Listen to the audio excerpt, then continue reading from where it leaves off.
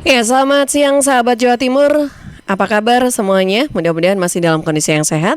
Senang sekali rasanya siang hari ini saya Tika Amsar dapat hadir kembali menemani Anda untuk memberikan informasi update kabar persebaran COVID-19 di Jawa Timur bersama beberapa radio di kabupaten kota yang ada di Jawa Timur yang tergabung dalam Asosiasi Lembaga Penyiaran Publik Lokal Jawa Timur yang juga disiarkan serentak di Suara Sidoarjo, Persada Kabupaten Blitar, Pradia Suara Tuban, Ralita Pamekasan, Mahardika Kota Blitar, Ersal Nganjuk Suara Gresik, Suara Madiun Malawapati Bojonegoro, dan RGR FM Tulungagung.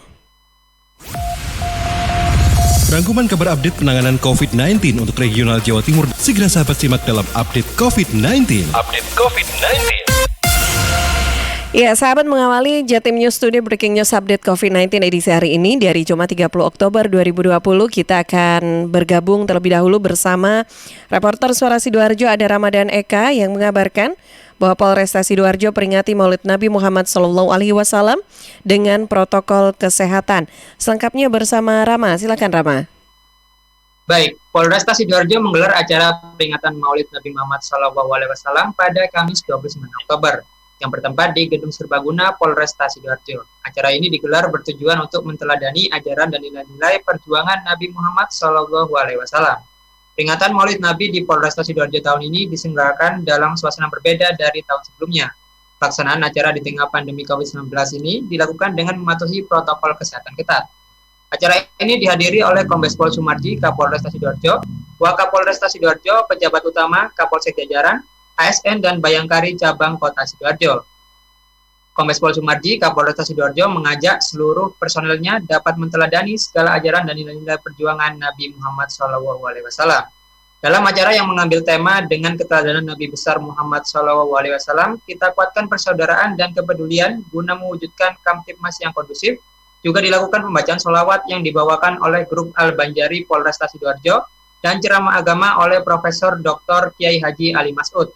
Kiai Haji Ali Mas'ud juga berpesan selain selalu berupaya menteladani Nabi Muhammad SAW, kita juga harus menikmati dan bersyukur atas segala nikmat yang diberikan oleh Allah Subhanahu wa Ta'ala, karena masih banyak yang dapat kita rasakan meskipun dalam kondisi sulit seperti saat ini.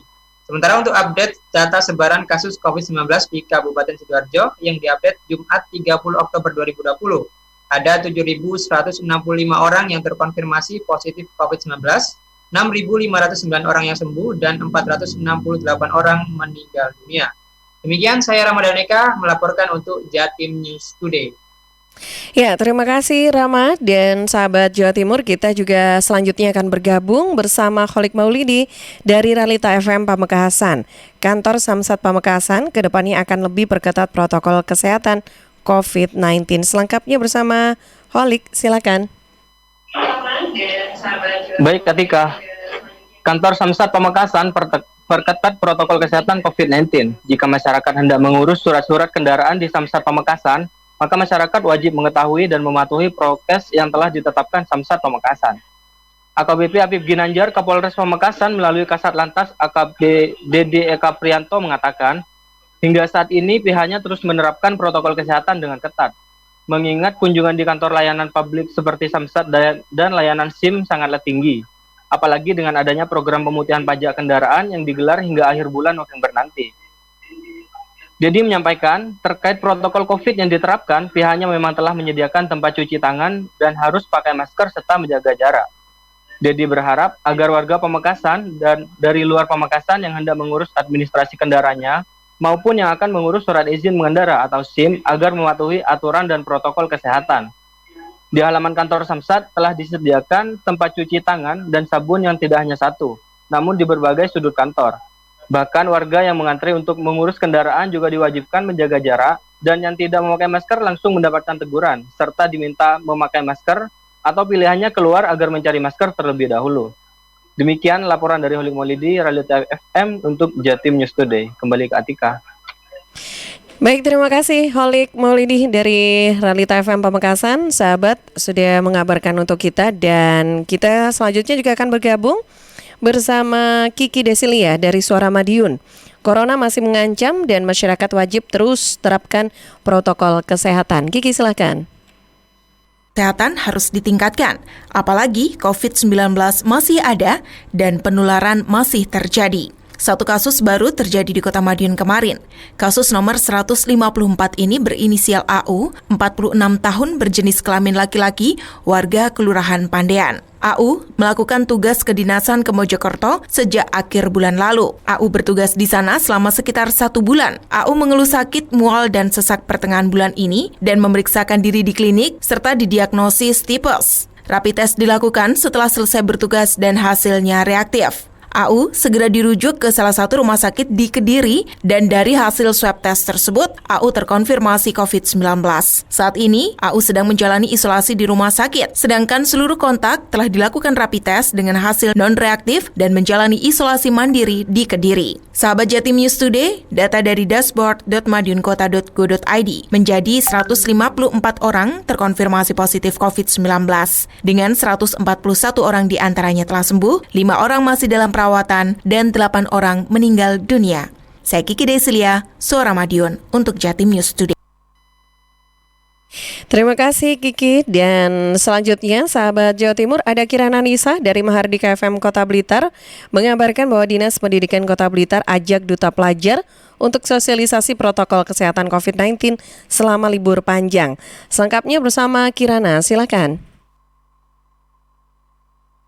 Dinas Pendidikan Kota Blitar ikut menggencarkan sosialisasi protokol kesehatan COVID-19 selama libur panjang, melibatkan duta pelajar SD SMP. Sosialisasi menyasar di tempat-tempat publik seperti pasar tradisional dan tempat wisata. Priyo Suartono, PLT Kepala Dinas Pendidikan Kota Blitar mengatakan, sosialisasi ini dilakukan mulai tanggal 29 Oktober sampai 1 November 2020. Tujuannya untuk mengingatkan masyarakat pentingnya menerapkan protokol kesehatan COVID-19 selama libur panjang. Selain itu, dinas setempat juga ingin duta pelajar berperan aktif mensosialisasikan protokol kesehatan sehingga libur panjangnya kali ini lebih produktif. Priyo menjelaskan dalam sehari sosialisasi dilaksanakan oleh beberapa tim. Tim duta pelajar tingkat SMP menyasar pasar tradisional mulai jam 7 sampai setengah 8 pagi, sedangkan duta pelajar tingkat SD melakukan sosialisasi di tempat wisata mulai jam 10 sampai setengah 11 siang.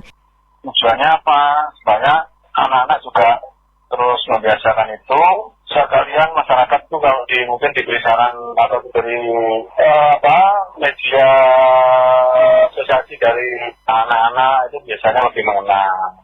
Priyo menilai sosialisasi dengan melibatkan duta pelajar ini lebih efektif karena mereka memiliki gaya sosialisasi yang bervariatif, bisa melalui gambar, lagu, atau aksi menarik lainnya. Pihaknya berharap melalui gerakan ini masyarakat makin sadar pentingnya protokol kesehatan COVID-19 3M, yaitu memakai masker, menjaga jarak, dan mencuci tangan dengan sabun. Kirana Nisa, Mahardika.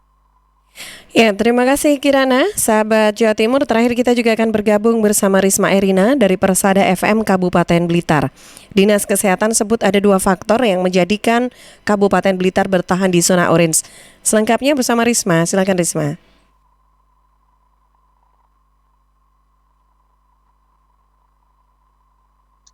Hingga akhir Oktober, berdasarkan update peta sebaran COVID-19 di Jawa Timur, masih terdapat 26 daerah masuk zona kuning atau risiko rendah dan 12 daerah lainnya masuk zona orange atau risiko sedang termasuk Kabupaten Blitar. Kepala Dinas Kesehatan Kabupaten Blitar, Kuspardadi mengatakan sejauh ini Kabupaten Blitar berada di zona orange, padahal sebagian besar wilayah Jawa Timur sudah menuju zona kuning. Menurutnya, ada beberapa faktor utama yang membuat masih bertahan di zona orange, di antaranya jumlah kasus positif terus mengalami peningkatan dan angka kematian juga tergolong tinggi. Ia berharap masyarakat saling membantu untuk penerapan protokol kesehatan dengan ketat di segala aktivitas. Jika semua warga patuh dan disiplin, maka perkembangan COVID-19 bisa ditekan. Sebagai informasi, sesuai update dari tim Satgas Kabupaten Blitar, saat ini jumlah kumulatif pasien terkonfirmasi positif sebanyak 768 orang, dinyatakan sembuh 677 orang, menjalani observasi 38 orang, sedangkan 53 orang meninggal dunia. Demikian, saya Risma Erina, LPPL Radio Persada FM Kabupaten Blitar, melaporkan untuk Jatim News Today. Terima kasih Risma, informasi yang disampaikan sebagai kabar terakhir yang bisa kami hadirkan untuk Anda, sahabat Jawa Timur, di program Breaking News Update COVID-19 Jatim News Today edisi hari ini, dan Anda bisa tetap ikuti setiap Senin sampai Sabtu jam 11:05 waktu Indonesia Barat. Yang juga disiarkan bersama di Suara Sidoarjo, Persada Kabupaten Blitar, Pradia Suara Tuban, Ralita Pamekasan, Mahardika Kota Blitar, Ersal Nganjuk, Suara Gresik, Suara Madiun, Malawapati Bojonegoro, dan RGR FM Tulungagung. Saya Tika Amsar dari Suara Sidoarjo, pamit dulu undur diri, sampai jumpa lagi, dan selamat menikmati liburan Anda.